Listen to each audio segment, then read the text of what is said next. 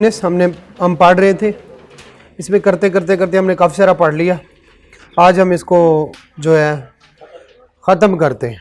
आज यार ये नहीं या हम नहीं ख़त्म करते, चलें लें जी। ये वाली जो चीज़ें हैं ये हम न्यूमेरिकल से पहले आके दोबारा से डिस्कस करेंगे, ये वाली बातें, ठीक है। तो अभी इसको रहने दें, हम आगे चलते हैं। उसमें आता है स्पेकुलेशन बिजनेस।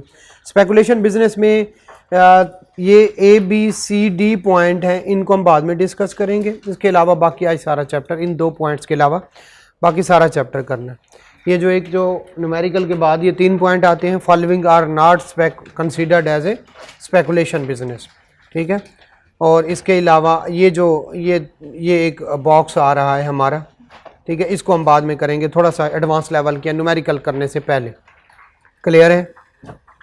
चलें नहीं जी, तो इससे पीछे हमारा तकरीबन सारा हो चुका है और हम शुरू करते हैं स्पेकुलेशन। स्पेकुलेशन ऑफ बिजनेस आपको पता है, नॉर्मल बिजनेस और होता है, स्पेकुलेशन और होता है, ठीक है। स्पेकुलेशन एक सेपरेट हेड है, चाहे बाहर से आ रहा हो चाहे यहाँ से आ रहा हो, सेपरेट हेड। अगर 2 तरह की इनकम हो रही है, स्पेकुलेशन में जा रही है तो उसको सेपरेट हेड, और एक नॉर्मल इनकम में जा रही है। इसके लॉस का क्या होता है? लॉस की भी ट्रीटमेंट डिफरेंट है। नॉर्मल हेड जो है वो कंजूस नहीं होता, स्पेकुलेशन बिजनेस सिर्फ आपने इसके साथ ही सेट ऑफ होता है। कैरी फॉरवर्ड में भी ये जनाब इसी तरह से करता है। तो ये स्पेकुलेशन बिजनेस है। स्पेकुलेशन बिजनेस बेसिकली है क्या? आप कंट्रैक्ट करें और एक्चुअल डिलीवरी की बजाय प्राइस फ्लक्चुएशन से फ़ायदा उठा लें, तो वो क्या बनता है? Speculation business. ये पढ़ा है हमने, ये पढ़ा है, ठीक है। तो सबसे पहले डेफिनेशन देख लेते हैं। Speculation business means a business in which a contract for purchase और sale of a commodity including stock and share, दोनों ये भी चीज़ें, is not settle by actual delivery of the commodity. असल में कंट्रैक्ट तो सेटल हो जाता है बट चीज़ों की डिलीवरी नहीं होती, तो वो क्या कहलाता है? स्पेकुलेशन। ज़रा आइएगा उसके बारे में पढ़े हैं। Tax implication of the speculation business, ठीक है, ओके। ज़रा नहीं जी, where a person carries a speculation business it shall be treated as separate from the any other business. एक नॉर्मल बिजनेस होता है, एक स्पेकुलेशन बिजनेस अलहदा है, नॉर्मल बिजनेस अलहदा है। Income from speculation business shall be calculated separately from the non स्पेकुल। तो नॉन स्पेकुलेशन बिजनेस की सेल्स और इनकम अलहदा और स्पेकुलेशन बिजनेस की सेल्स और इनकम अलहदा, okay. For apportionment of expenses speculation business shall be considered as a separate head of income. ये तो चैप्टर नंबर 4 में भी हम पढ़ा है कि अगर एक ही खर्चा है और वो बिजनेस में भी हो रहा है, स्पेकुलेशन बिजनेस में, दोनों को कुछ अप्रोप्रिएट बेसिस पे क्या कर लेंगे हम, जो अलग-अलग कर लें, okay. Profit of speculation business shall be included under head income from business. तो जो है जब एक्सपेंस अपॉर्शनमेंट अलग-अलग हो जाएगी तो प्रॉफिट भी स्पेकुलेशन बिजनेस का अलग होगा और इनकम फ्रॉम बिजनेस नॉर्मली होगा। है ये भी इनकम फ्रॉम बिजनेस, लेकिन कौन से वाला है? Speculation business. दूसरा भी इनकम फ्रॉम बिजनेस है, वो कौन सा है? Non speculation. क्लियर है? और आखिरी बात, loss from speculation business shall not be adjusted against any other head. ये वाली बात हमें चैप्टर 11 से पहले ही पता है। क्लियर हो गया? तो स्पेकुलेशन बिजनेस अलहदा है और नॉर्मल बिजनेस अलहदा है। स्पेकुलेशन बिजनेस के एक्सपेंसेस अलहदा है, नॉर्मल बिजनेस के एक्सपेंस अलहदा है। अपॉर्चुनिटी करनी पड़ी तो स्पेकुलेशन एक अलहदा से हेड है, और इनकम जो है स्पेकुलेशन वो इनकम फ्रॉम बिजनेस में ही जाएगी, लेकिन कौन से वाले? स्पेकुलेशन में। और इनकम फ्रॉम बिजनेस दूसरा कौन से वाला जो होगा? Non speculation. और इसके लॉस को भी अलहदा से हमने ट्रीट करना है। एक ट्रिकी सा क्वेश्चन है, नीचे जाते हैं और इसको हम पढ़ते हैं। इससे हमारा कंसेप्ट, अगस्त 15 को जो LT है ये एक कंपनी है और ME दूसरी कंपनी है या दूसरा इंडिविजुअल है, जो भी है। LT signed a future contract किसके साथ? ME for purchase of 500 metric ton जो है उन्होंने मेज खरीदनी है, और कितने पे? 15,000 पर मैट्रिक टन। कॉन्ट्रैक्ट हो गया, खरीद ली, ठीक है। लेकिन delivery was expected to be made in October 2015, ठीक है। लें जी, तो 15,000 मल्टीप्लाइड भी क्या हो जाएगा? 500। इतने की खरीद ली, किसने? LT। किससे? ME से, ठीक है। ये खरीद ली, ओके, लेकिन डिलीवरी अभी नहीं हुई। अगली बात सुने, इंटरेस्टिंग है। ME जो सेल कर रहा है आल्सो एग्रीड टू रीपरचेज, मैं दोबारा से ले लूंगा तुमसे, अभी सेल कर रहे हैं और वादा क्या कर रहे हैं? मैं दोबारा से परचेज कर लूंगा, the entire lot at price prevailing on the date of sale. जब तुम मुझे दोबारा से सेल करोगे मैं रीपरचेज कर लूंगा, उस दिन जो रेट होगा लगा लेंगे। अभी कौन से परचेज कर रहा है? एलटी। किससे कर रहे हैं? एमई से। एमई क्या वादा कर रहा है कि बाद में जब भी तुम्हें पैसे चाहिए हो तो ये क्या करना, मुझे सेल कर लेना। किस पे? प्रिवेलिंग पे। अभी कितने पे सेल कर रहे हैं? 15,000 पर मैट्रिक। कितने मैट्रिक टन? तो बताएं, मुझे जरा बताएं, एमई की जो है वो सेल कितनी है और इसकी परचेज कॉस्ट एलटी की कितनी कॉस्ट है, जरा निकालें। जल्दी से निकाल के दें। आंसर नहीं देखना, जिसने आंसर देखा वो भस्म हो जाएगा, खाक हो जाएगा। हाँ, उसने अपने पेपर को बेड़ा गर्क कर दिया ना, भस्म ही हो गया।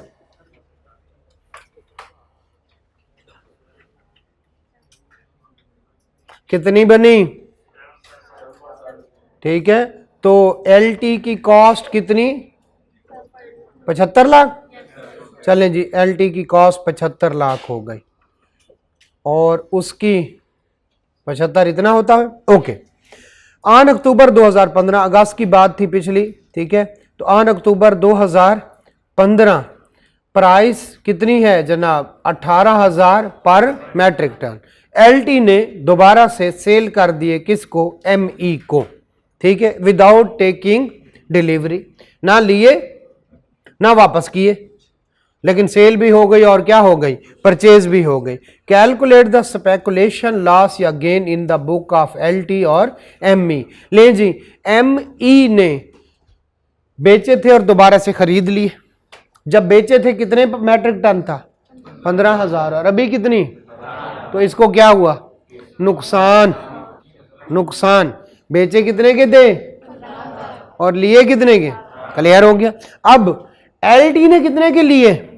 15,000 रुपये और बेचे किस पे? 18,000। लेकिन एक्चुअल डिलीवरी नहीं हुई। सबसे पहले बताएं, नॉर्मल बिजनेस या स्पेकुलेशन? स्पेकुलेशन। अब जरा कितने के लिए? 18। कितने मैट्रिक टन? 5,000। 500 तो कितना बना? कितना? 90 लाख। बताएं किसको फायदा हुआ?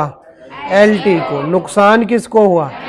एमई को। ले जी, ये गेन अपनी बुक्स में करेगा कितना?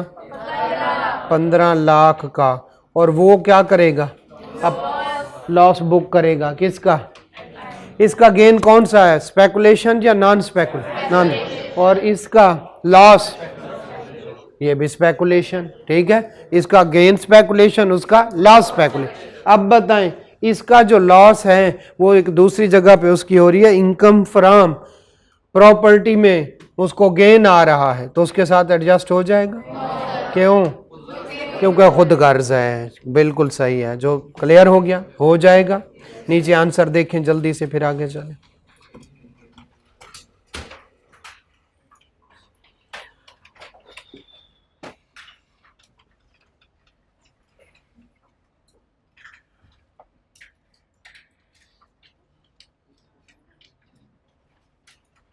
आंसर देखना है, साथ वाले को नहीं देखना।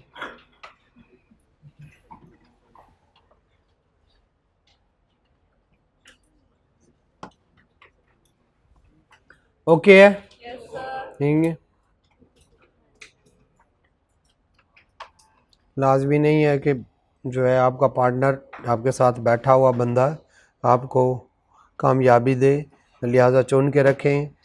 दोस्त जो रखें, रिश्तेदारों से बंदा जान नहीं छुड़ा सकता, अल्लाह की तरफ से होते हैं। दोस्त बंदा खुद बनाता है। लिहाजा अभी भी कोई दोस्त अच्छा नहीं है, अभी भी कोई दोस्त अच्छा नहीं है तो जनाब आप जो है, मैं यही बात एक क्लास में की तो एक बंदा उठ के पीछे बैठ गया तो भाई अभी से ही आप ना वो करवा लें। आपने देखा नहीं, फ़खर जमान दूसरी साइड पे खड़ा था और सुपर ओवर में क्या हुआ था, ठीक है। तो पार्टनर अच्छा लेके आता, ठीक है, इफ्तिखार को ना लेके आता तो मैच जीत जाते। समझ आ गए? तो भाई ख्याल रखें, आपका पार्टनर आपके बेड़ा भी घर करा सकता है। तो दोस्त जो है चुन के रखें, ठीक है।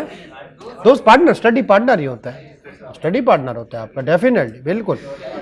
हाँ, हमारे मैं खुद काफ़ी सारा क्रेडिट देता हूँ। हमारे साथ 4-5 हम इकट्ठे दोस्त थे, तो हम में जितनी भी कामयाबी या नाकामी है हम सारे उसमें आपस में एक दूसरे के जिम्मेदार थे, ठीक है, एक रूम में जाए पढ़ रहा है, दूसरे के जाए वो पढ़ रहा है, मजबूरन हम भी आके पढ़ना शुरू कर देते थे। इसी तरह से होता। तो मैं आपको अपने एक दोस्त की कहानी सुनाता हूँ, ना पढ़ने वाला, अगर वो अकेला रहता तो भेड़ और बकरियां चरा रहा होता, इससे ज़्यादा उसमें कोई टैलेंट नहीं था।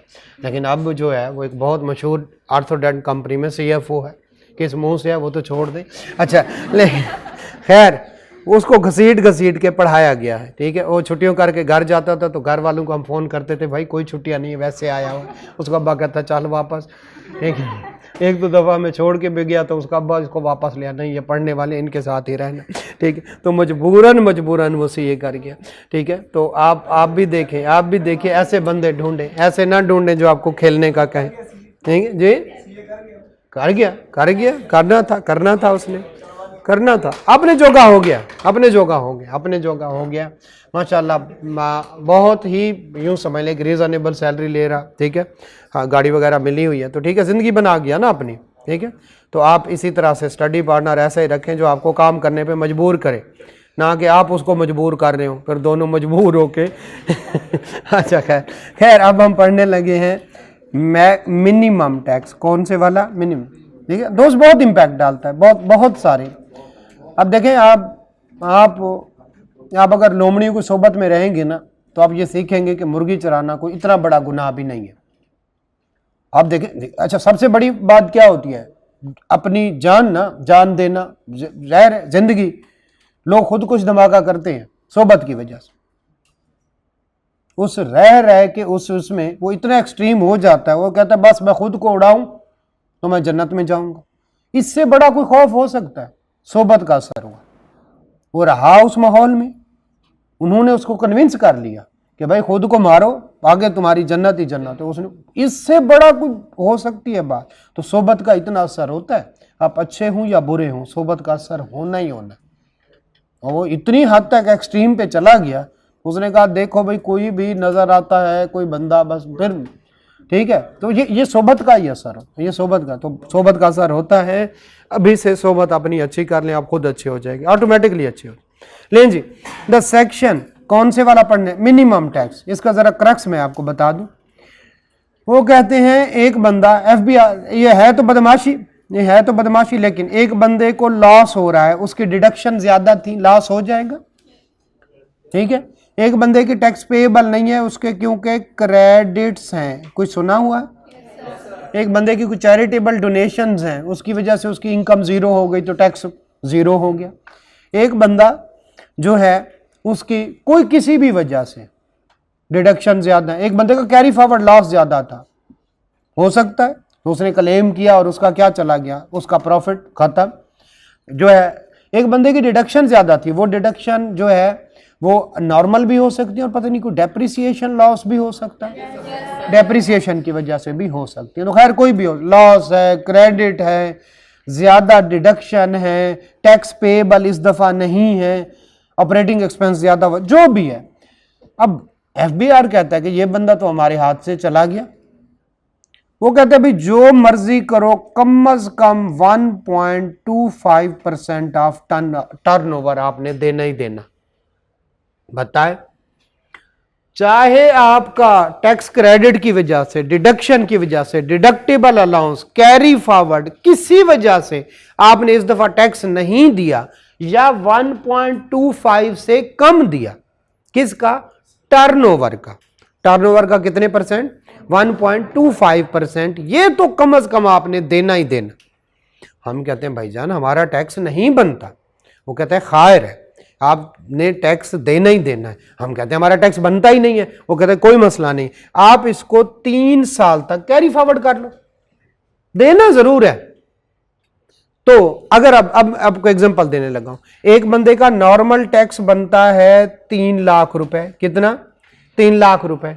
और जब रेवेन्यू का या टर्नओवर समझते हैं, सेल्स को, टर्नओवर कितना 1.25% बनता है, तो उसका बनता है जनाब कितना? 4 लाख रुपए। अब उसने कम अज कम कौन सा देना है? कम अज कम उसने कौन से वाला देना है? 1.25% ऑफ टर्नओवर देना है। वो कितना बनता है? 4 लाख। और उसका नॉर्मल पेएबल या तो लॉस में है या कितना बन रहा है 3 लाख, चलो 3 लाख कर लो, क्लियर। उसका नॉर्मल टैक्स कैसे कैलकुलेट होता है कि टेबल 1 टेबल 2 पे जाते हैं, फिर टैक्स क्रेडिट लेस करते हैं, वो सारा आपको तमाशा याद है। लें जी, उससे कितना बना 3 लाख, और जब उसकी सेल्स का टर्नओवर का कितना लिया 1.25%, तो वो कितना बना 4 लाख। अब उसने कम से कम कौन सा देना है 4 लाख देना है।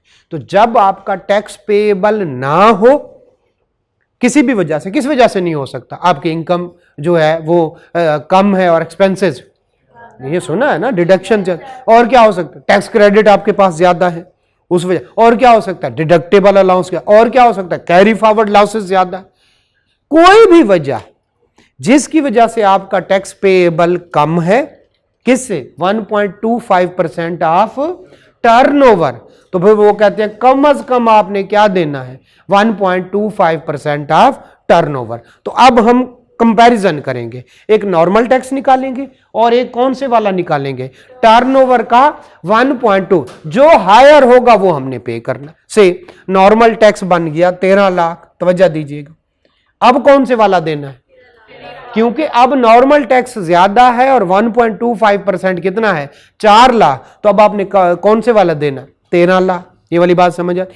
तो वो कहते हैं भाई अगर आपका कुल मिला के बात करते हैं, अगर आपका टैक्स 1.25% ऑफ टर्नओवर से कम हो या टैक्स पेएबल ना हो, तो फिर कम से कम आपने 1.25% ऑफ द टर्नओवर जमा कराना ही कराना है। क्लियर। दोबारा से वापस पे चलते हैं। आपका नॉर्मल टैक्स कितना बना, नॉर्मल टैक्स कितना बना 3 लाख, और मिनिमम टैक्स, इस टर्नओवर टैक्स को क्या कहते हैं मिनिमम, ठीक है, आपने नाम पढ़ा है, अभी देखें लिखा होगा। तो मिनिमम टैक्स आपका कितना बनता है 4 लाख, कितना बनता है 4 लाख। अब आपने कौन सा देना है 3 लाख या 4 लाख, कितना 4 लाख रुपया आप पे करेंगे। लेकिन आप रोएंगे कि मेरा टैक्स कितना बनता था, आपने कितने ले लिए 4 लाख, कितना डिफरेंस ज्यादा ले लिया 1 लाख रुपया। तो ये 1 लाख रुपया अगले 3 साल तक क्या होगा कैरी फॉरवर्ड होगा, और अगले साल की आपकी इनकम के साथ क्या हो जाएगा, यानी लेंगे आपसे कितना 3 लाख ही, लेकिन अभी आपने कम से कम क्या जमा करवाना है 1.25% ऑफ द टर्नओवर। कुल मिला के बात करने लगे, आपने कम से कम टर्नओवर का 1.25 जमा करवाना ही करवाना है। अगर आपका टैक्स पेएबल इससे कम हुआ और अगर आपका टैक्स पेएबल इससे ज्यादा हुआ तो फिर ज्यादा वाला जमा कराएं। क्लियर हो गया।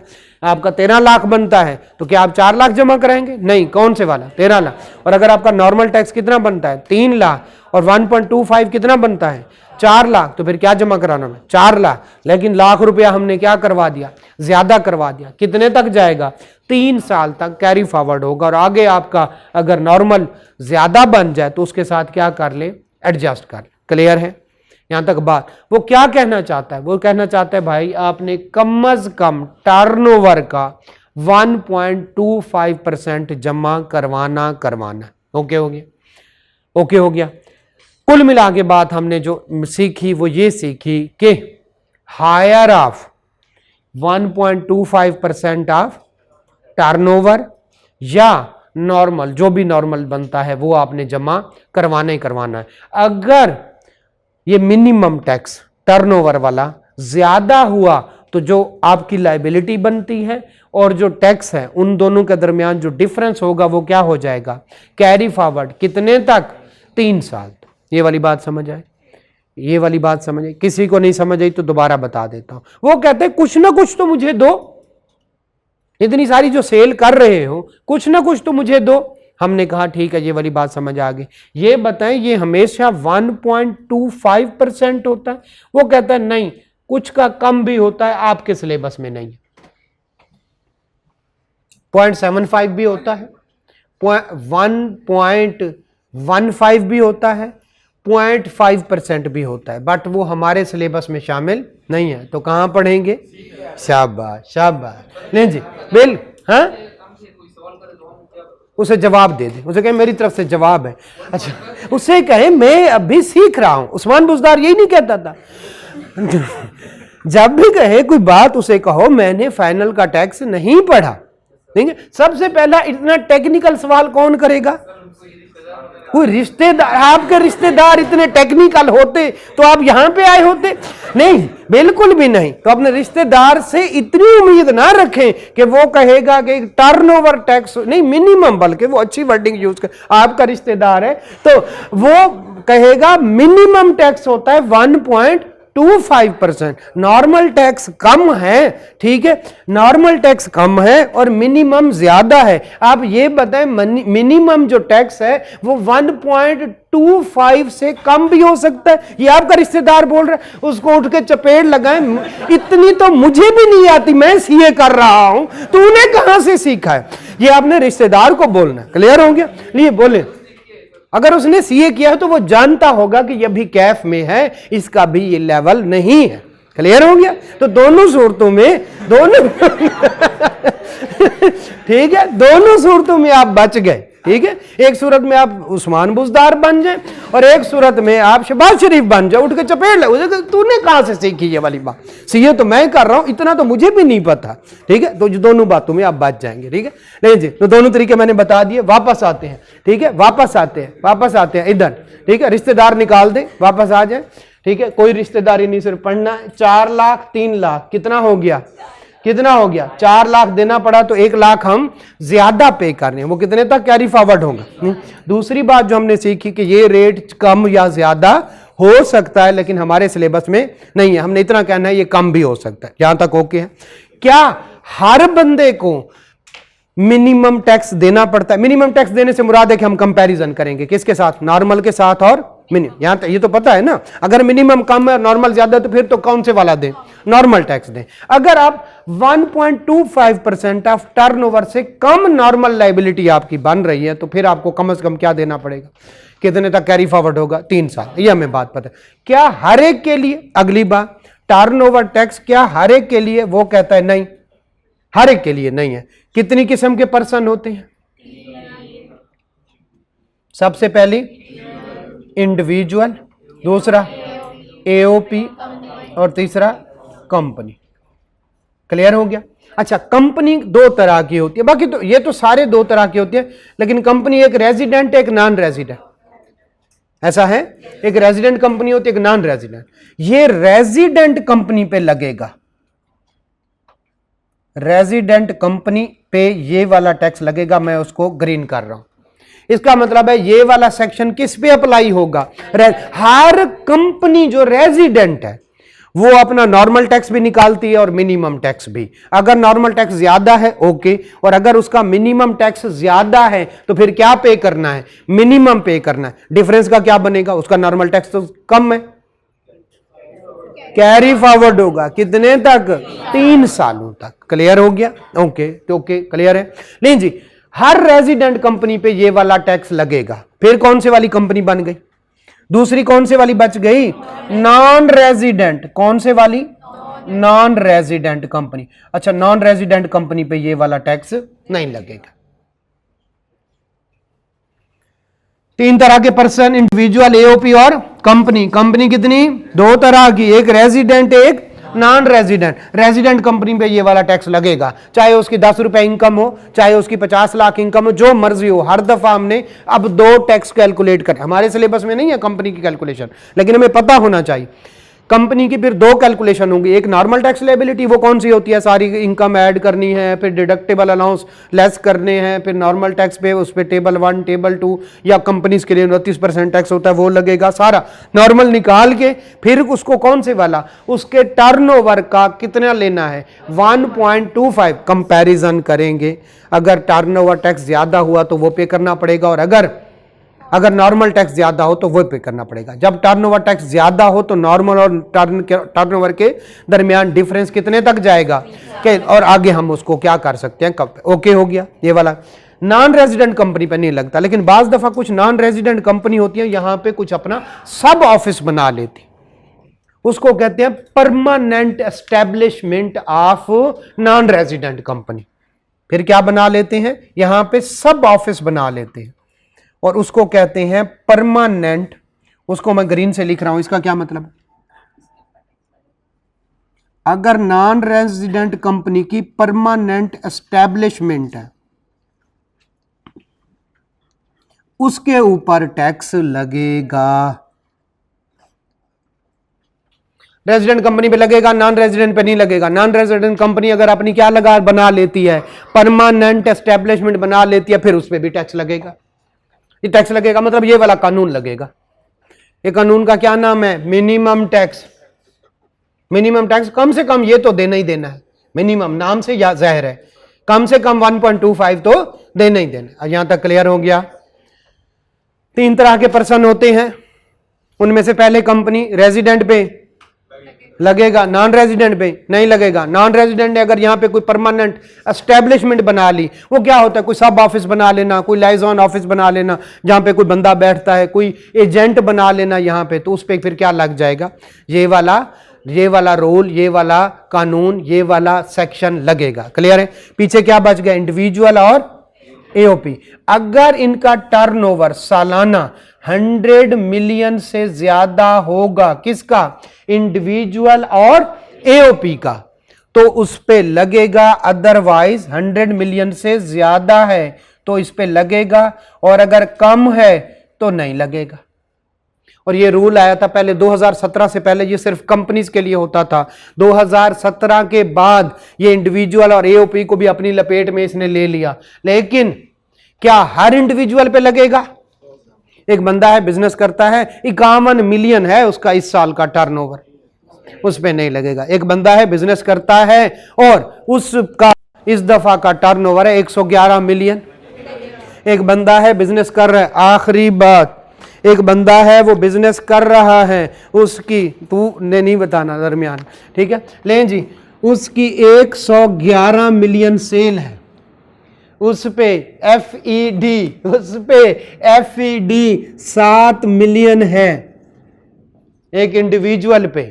बताएं टोटल सेल कितनी हो गई, कितनी टोटल सेल हो गई? 118 मिलियन, 111 ही रही। क्लियर हो गया। तो ये वैसे मैंने उठाया था एक्सरसाइज। अच्छा तो उसकी टोटल सेल कितनी हो गई? 111 मिलियन, क्योंकि एफईडी शामिल नहीं होता। तो अब बताएं, अब बताएं उस पे ये वाला लगेगा या नहीं लगेगा? फिर भी लगेगा, एफईडी निकाल भी दो, चलें। अच्छा, एक बंदे की सेल है 118 मिलियन, ठीक है, और उसका एफईडी जो है वो है 19 मिलियन। अब बताएं, आपने ये तो पूछा नहीं वो बंदा कौन सा है, कंपनी थी, ठीक है, तो 99 मिलियन है कंपनी पे, तो चाहे 10 मिलियन सेल हो उस पे लगेगा। तो ये बंदा क्या था, कंपनी था, ठीक। अच्छा चले, अगर ये बंदा इंडिविजुअल हो, ऐसा ही होता है 118, हाँ 90, ठीक है, तो अगर ये बंदा इंडिविजुअल हो नहीं लगेगा। अच्छा जरा देखिएगा, आखिरी बात, एक बंदे की जो है 104 मिलियन सेल है और डिस्काउंट उसको मिला है 3 मिलियन का, इसको 6 मिलियन का, 6 मिलियन का, तो बताएं उस पे लगेगा या नहीं? डिस्काउंट आपने पढ़ा हुआ है, कैश डिस्काउंट, ट्रेड डिस्काउंट, ये कौन से वाला डिस्काउंट? Cash discount. तो बताएं कैश डिस्काउंट को अकाउंट फॉर करते? लाहौल वाला कैसे करते हैं? एक बंदा कहता है लाख रुपए की चीज है तुम्हें 90,000 की दूंगा, तो अपने पास एंट्री करेगा लाख रुपए की। यार कैश डिस्काउंट को कौन करता है? सॉरी, ट्रेड डिस्काउंट को कौन करता है? ट्रेड डिस्काउंट, ये ट्रेड डिस्काउंट है या कैश डिस्काउंट? मैं बोल गया। तो ये ट्रेड डिस्काउंट को वो नहीं करते, कैश डिस्काउंट होता है अर्ली पेमेंट पे। ओके, लें जी, ये ट्रेड डिस्काउंट है या कैश डिस्काउंट है? मैं उल्टा बोल गया। तो ये कौन से वाला? Trade discount. अब बताएं ये इस पे लगेगा या नहीं लगेगा? नहीं लगेगा, क्योंकि ट्रेड डिस्काउंट को अकाउंट फॉर नहीं किया जाता। तो ये फिर कितने की इनवाइस है? 104 की है या 98 की?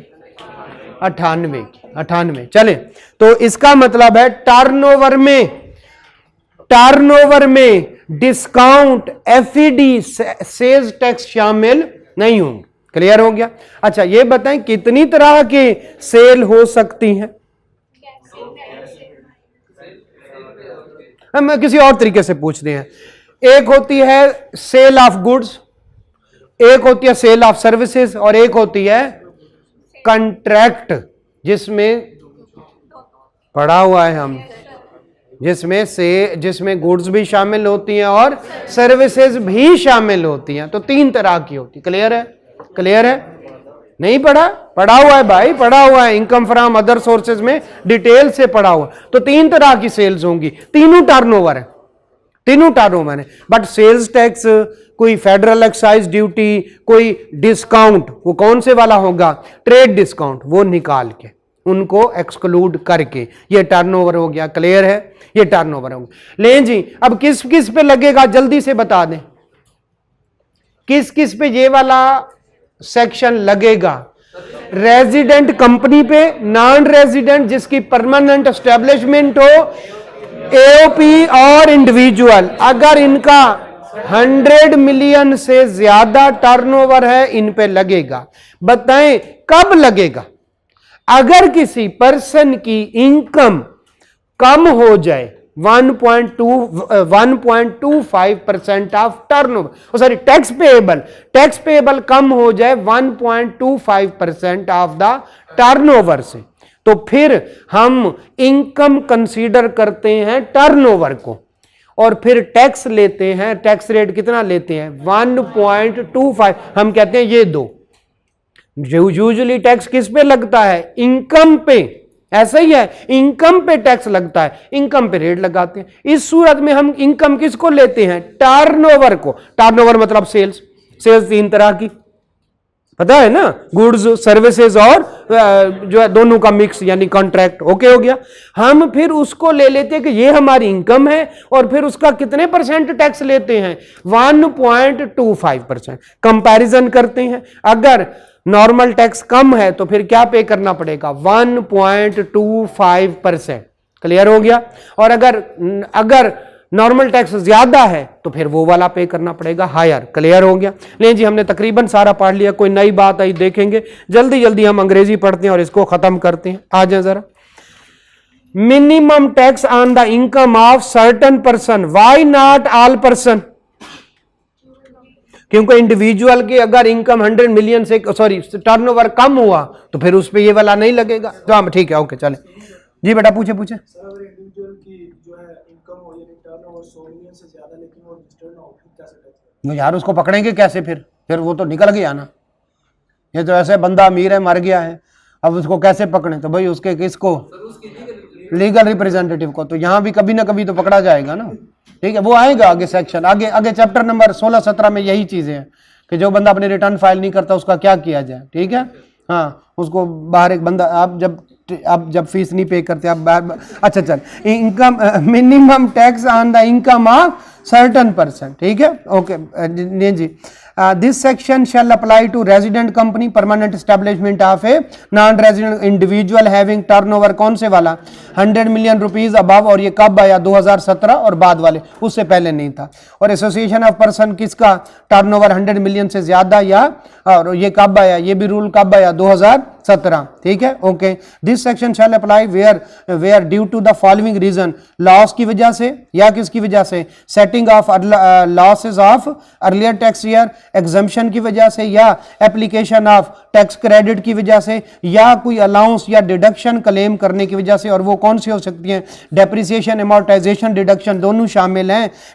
जो है नो टैक्स इज पेएबल, या तो बिल्कुल टैक्स नहीं दे रहा, या tax payable is less than 1.25% of turnover. तो फिर वो क्या कहेंगे? भाईजान कम से कम कौन से वाला दो, हमें टर्नओवर तो जमा करवाओ ना। ठीक है, 1.25 जो है। लेकिन अगर कोई फाइनल इनकम वाला है तो वो इसमें शामिल नहीं होगा। फाइनल और एग्जेम्प्ट इनकम सुना हुआ है कि वो किसी भी हेड में नहीं जाती। किसी की इनकम अगर फाइनल में है तो उस पर भी ये वाला रूल नहीं लगेगा। Explanation, tax payable does not include कौन से वाला? Final tax. ओके चलें आगे चलते हैं।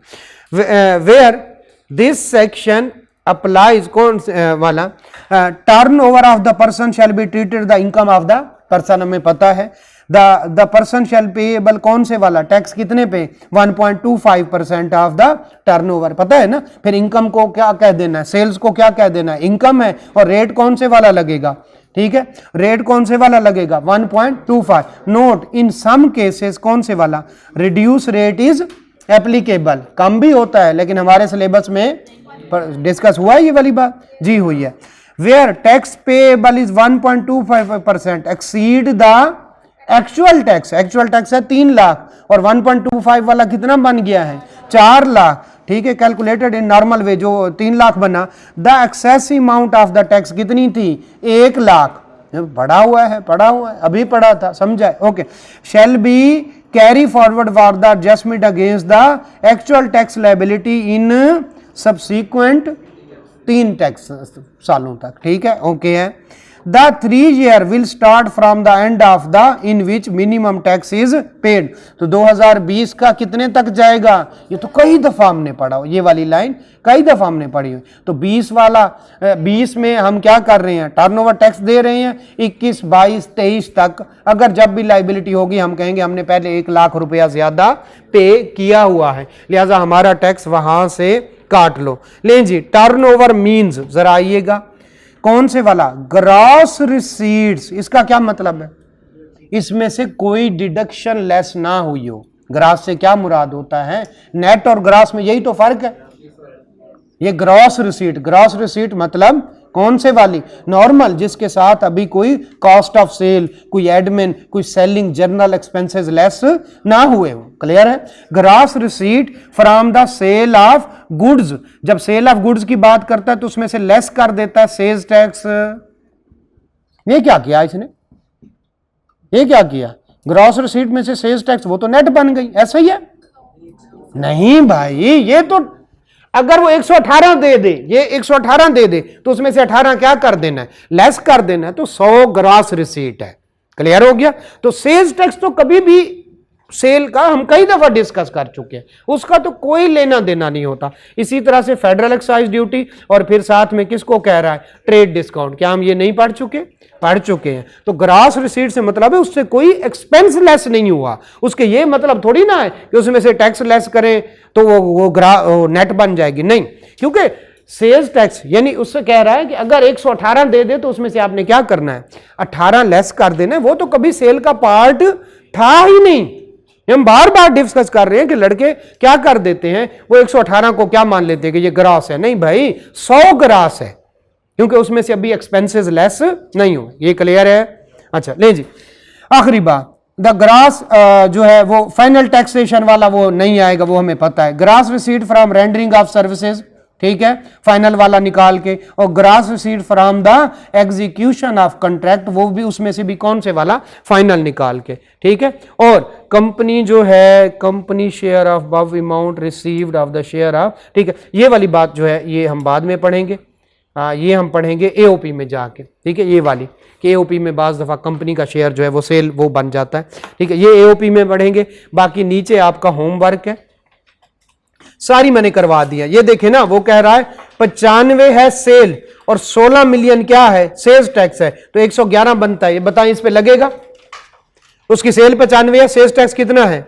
16, टोटल कितना बन गया 111, इस पे लगेगा, नहीं लगेगा, क्योंकि सेल का पार्ट हरगिज सेल्स टैक्स नहीं होता। इस तरह की एग्जांपल नीचे कर लीजिएगा, बिल्कुल आखिरी एग्जांपल के अलावा, बाकी हर लिहाज से हमारा चैप्टर कंप्लीट हो गया, ठीक है। चलें भाग्य नजर ना आना।